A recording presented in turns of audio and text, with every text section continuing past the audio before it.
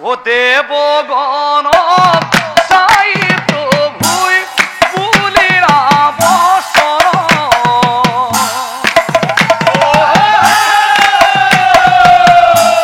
কিবা এটা উপায় কৰিম ৰাখিবা মনত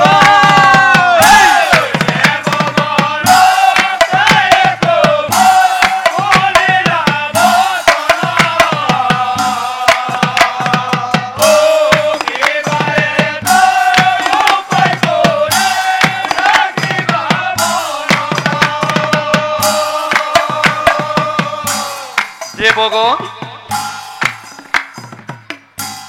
ভয় নকৰিবা মনৰ উদ্যম হেৰুৱাই নেপেলাবা কিয়নো এন্ধাৰ যিমানে গভীৰ হৈ আহিব প্ৰভাতী খোজ কিমান সোনকালে উদয় হ'ব চিন্তাৰ নাহি প্ৰয়োজন যুদ্ধ কৰা সকলোৱে জলন্ধৰৰ লগত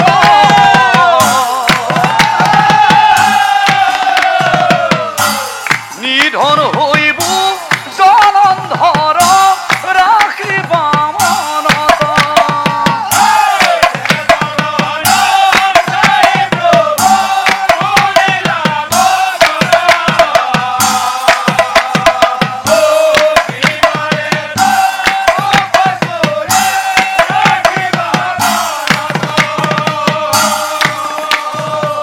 আৰু শুনা দেৱগণ কৰ্মই হৈছে শ্ৰেষ্ঠ ধৰ্ম কৰ্মত গাফিলতি নকৰিবা আৰু ৰছীত ধৰি বল নিদিয়াকৈ নাথাকিবা যুদ্ধ যেতিয়া চলি থাকিব যুদ্ধৰ মাজত কোনেও কিন্তু নকৰা পলায়ন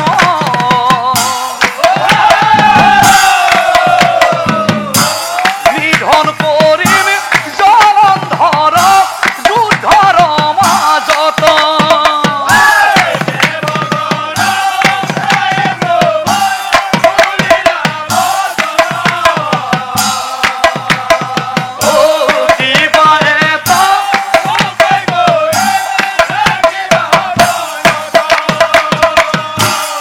আশ্বাস পাই দেবগণ ৰৈ নাথাকিল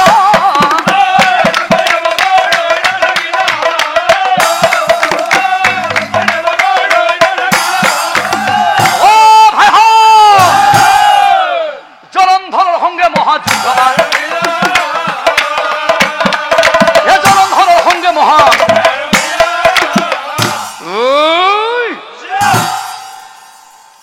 ও ত্ৰিশূল প্ৰহাৰ কৰে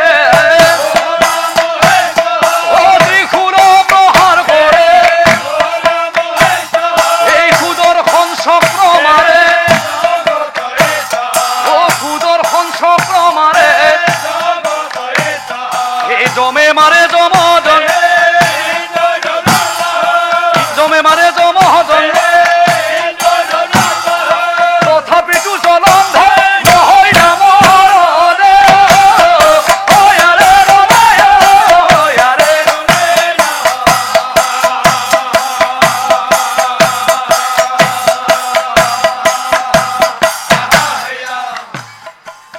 দেৱাৰীদেৱ মহাদেৱে ত্ৰিশূল প্ৰহাৰ কৰিলে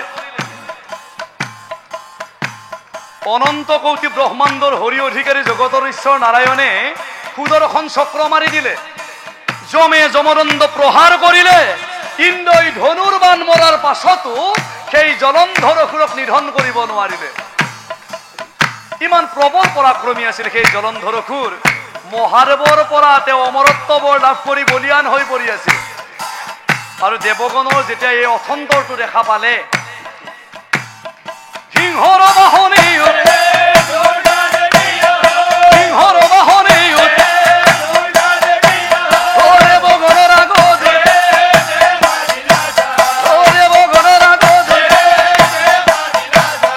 দেৱগণৰ অথন্তৰ দেখা পাই দুৰ্গতি নাখিনি দুৰ্গা দেৱীকৈ হাঁহি হাঁহি নাচি নাচি তাণ্ডৱ নৃত্য কৰি দেৱগণৰ আগত ওলালগৈ দুৰ্গাক দেখি দেৱ দুৰ্গাক দেখি দেৱ চৰণে প্ৰণাম কৰি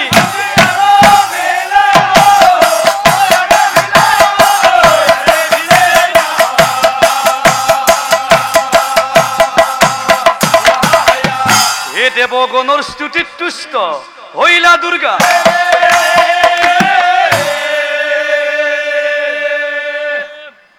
শক্তি পাই দেবগণ হইলা শক্তি পাই দেবগণ। তার পাছত দেবগণ রই নাথা জলন্ধরের সঙ্গে পুনর্যুদ্ধ আরম্ভিলা। জলন্ধরের সঙ্গে পুনর এইবার 12 দিন 12 রাতি 12 দিন 12 রাতি তুমুল সংঘর্ষ। এফালে জলন্ধর অসুৰ অকলে, আনফালে 33 কোটি দেৱতা।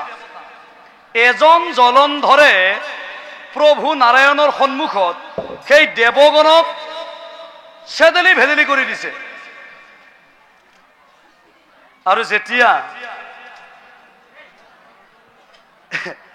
নাৰায়ণে স্বচক্ষুৰে এই দৃশ্য তেওঁ প্ৰত্যক্ষ কৰিলে, নাৰায়ণে ভাবিলে এতিয়া উপায় কি কৰা যায়, শেষ দৃশ্য, উপায় কি হ'ব এতিয়া। বহু কথা চিন্তা চৰ্চা কৰি তেওঁ ভাবিলে কি, এই যুদ্ধৰ মাজত নাৰায়ণ অন্তৰ্ধান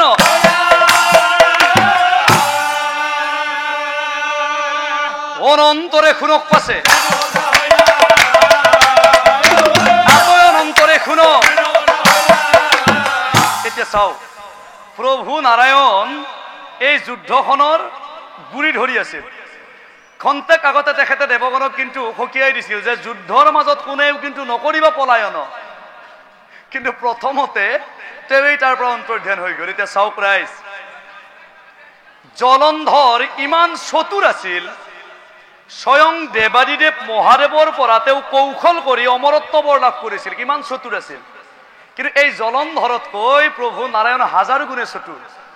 দস্যুক বিনাশ কৰাৰ নিমিত্তে, অসুৰক নিধন কৰাৰ নিমিত্তে জগতৰ প্ৰতি নাৰায়ণে সেই মুহূৰ্তত তেওঁ কি পন্থা হাতত ল'বলগীয়া হৈ গৈছিল।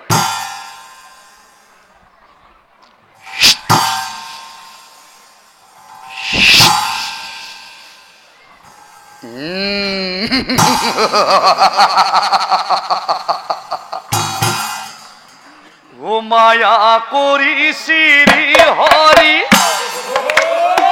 এ মায়া করি শ্রী হরি, এ জলন্ধরের রূপ ধরি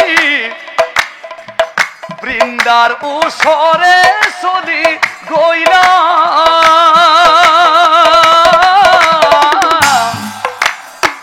বৃন্দা, বৃন্দা ও ক'ত আছা তুমি? বৰকৈ মনত পৰি আছে অ। সেইকাৰণে যুদ্ধ ক্ষেত্ৰৰ পৰা বাহিৰে বাহিৰে তোমাক চাওঁ বুলি আহিছো। নকৰো যা ফল যুদ্ধ। তুমি ক'ত আছা? বেগতে ওলাই আহা বৃন্দা।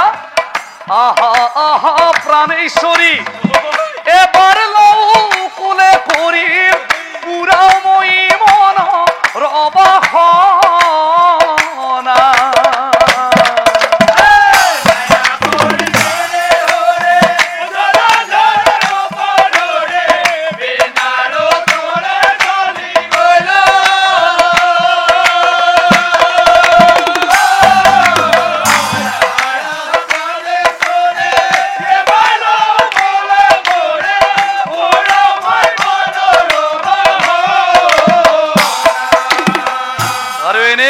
জগতৰ ঈশ্বৰ নাৰায়ণে জলন্ধৰ অসুৰৰ ৰূপ ধৰি বৃন্দাসতীৰ ওচৰ পালেগৈ।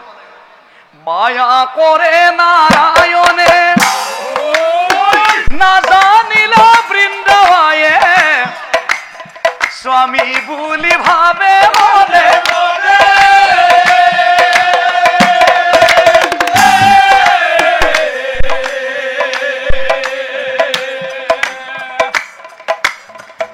স্বামীক ওচৰে পাই বৃন্দাত আনন্দৰ সীমা নাই, চলি গইলা দুয়ো অন্তঃপুৰে।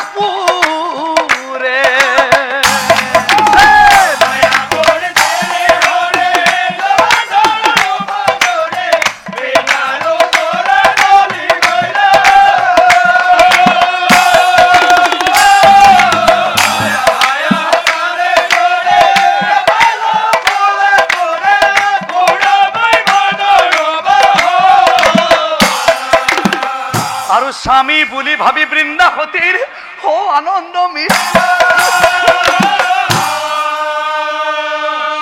মহারঙ্গে দুজন গৃহে প্রবেশিলা মহারঙ্গে দুজন বাস করে প্রভু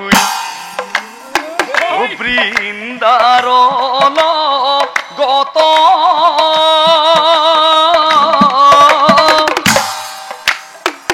আর এইফালে যুদ্ধক্ষেত্র ও দুর্বল হইলা জলন্ধর যুদ্ধ রমা যত যুদ্ধ রমা যত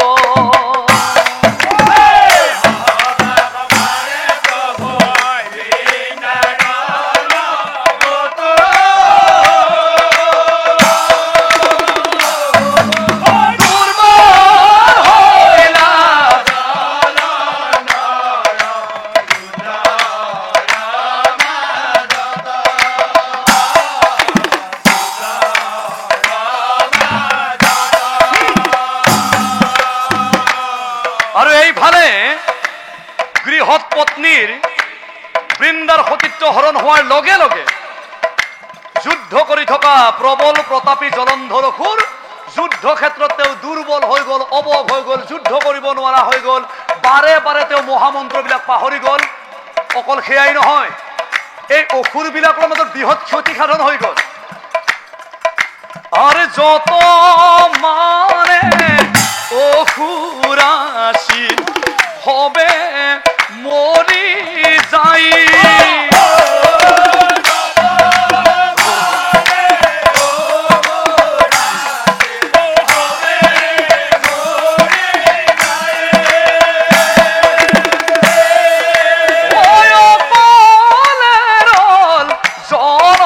জলন্ধর কি করে উপায়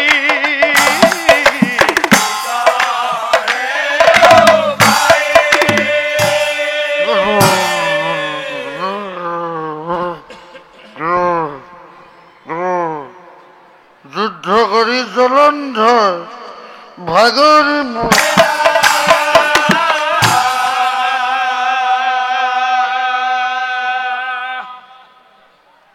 তাকো দেখি দেবগণে আগুরি ধরিলা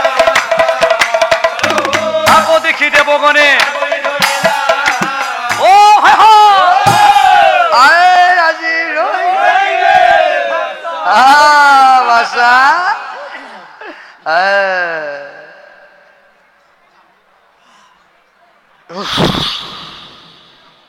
রবা দেবগণ ইমান নিষ্ঠুর নির্দয় ভাবে মোক আক্রমণ নকৰিবা দে ইমান নিষ্ঠুৰ নিৰ্দয় ভাবে মোক আক্ৰমণ নকৰিবা মোৰ কিবা হৈছে মই ইমান দুৰ্বল অনুভব কৰিছো কিহৰ বাবে কি হৈছে মই নিজেই নাজানো হে দেবগণ শুনা খন্তেক জিৰাইছো মই ৰথৰ ওপৰত মই হাত জোৰ কৰিছো মোক আক্ৰমণ নকৰিবা খন্তেক জিৰাইছো মই ৰথৰ ওপৰত শক্তি পালে পুনৰায় কিন্তু তোমালোকৰ লগত যুদ্ধ কৰিম ৰাখিবা মনত এ তাকো দেখি দুৰ্গা দেবী খেদিও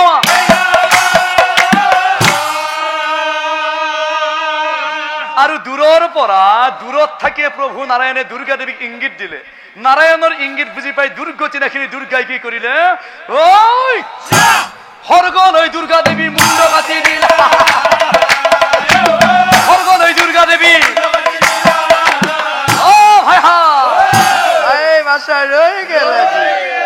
পাখণ্ড সৌখিদিনা অকলে পাই বনৰ মাজত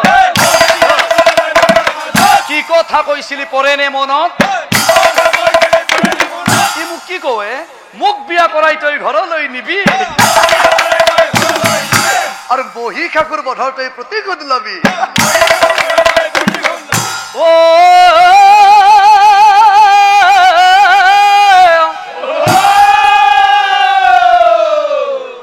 তাৰ পাছত দুৰ্গা দেবী সেই জলন্ধৰৰ শূন্য মুণ্ড কি কৰিছিল ওই জলন্ধৰৰ মুণ্ড ভূত বৃন্দাৰ কাষে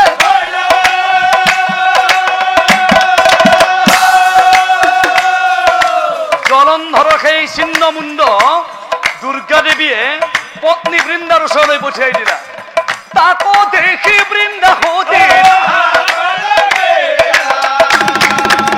ও তাকো দেখি বৃন্দাহতে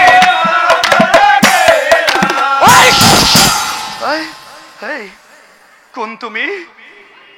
এই কোন তুমি? তুমি দেখোন মোৰ স্বামী হোৱা, কিন্তু এইজন আহি কোন ওলাল? এইজনো তো মোৰ স্বামী। দুইজন খাইলাক একে নিচিনা। হে প্ৰভু ভগৱান, দুইজন স্বামী মোৰ আহিল ওচৰত, দুইজন স্বামী মোৰ আহিল ওচৰত। কোনজন আচল স্বামী মই চিনিব নোৱাৰো। এই মুহূৰ্তত প্ৰভু মই কি উপায় কৰো? আৰু তেতিয়াই সেই জলন্ধৰৰ মুণ্ডগতৈ চিঞৰি চিঞৰি অন্তিমবাৰৰ বাবে বৃন্দাক কৈছিল, বৃন্দা, এই নাটক তই কিমান কৰিবি আৰু? সতী সতী বুলি গৌৰৱ কৰা তই জগতত, সতী সতী বুলি গৌৰৱ কৰা তই জগতত, মোৰ অবিহনে কি কৰ্ম কৰিলি এই পুৰুষৰ লগত? আৰু তোৰ বাবেই মৃত্যু হৈ গলো জলন্ধৰ আজি যুদ্ধৰ মাজত। এই বুলি মুণ্ডগত বাগৰিব।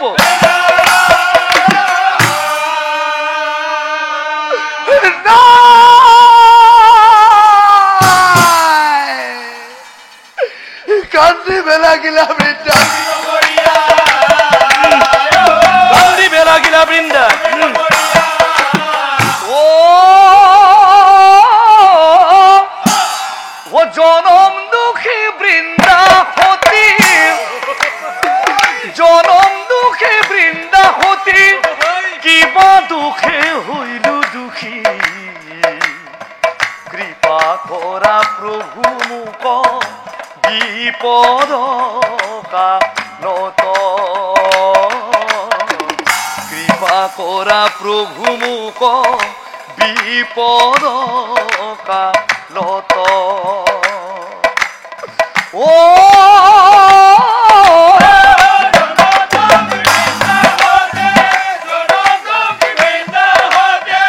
কিবা দুখে হইলু দুখী, কৃপা কৰা প্ৰভু মোক।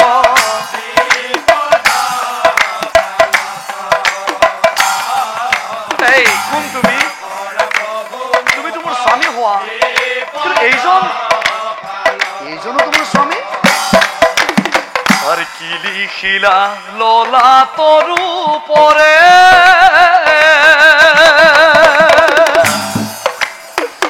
ওই মোৰ হৰি হৰি দুজন স্বামী দেখিলো মই কি অন্তে পুৰে।